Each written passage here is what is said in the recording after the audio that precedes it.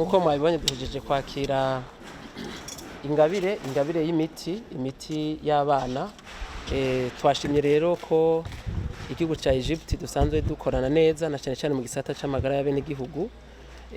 Imbere y'ivyo bahora badushikiriza na cyane ko bari bazanye n'ibikoresho bifasha bajya bafise ingorane z'amafyigo hamwe n'imiti.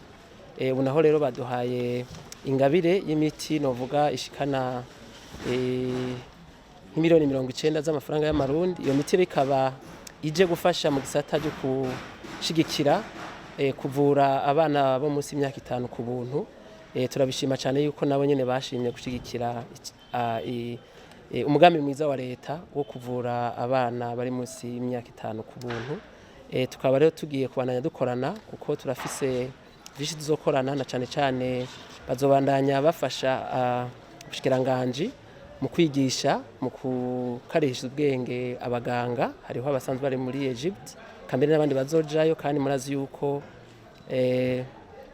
dusanzwe dufise amasezerano yo gushikirana cyane bijya bitaro by'Ibururi. Hariho abaganga bo muri Egypt baza gufasha, kandi baratwemeye ko hariho n'ibitaro tugiye kuronka amasezerano yo gufashanya na Egypt kugira ngo bagume duhanahana ubumenyi na cyane abaganga bacu baja kwiga muri Egypt, mugabo nabo muri Egypt baza gufasha ngaha mu Burundi kugira ngo tuvure neza abene igihugu. Hariho n'ibindi tuzokorana cyane mu byerekeye ubuhinga, ubushakashatsi haba muri laboratoire kambere haba no muri iki gisata c'imiti.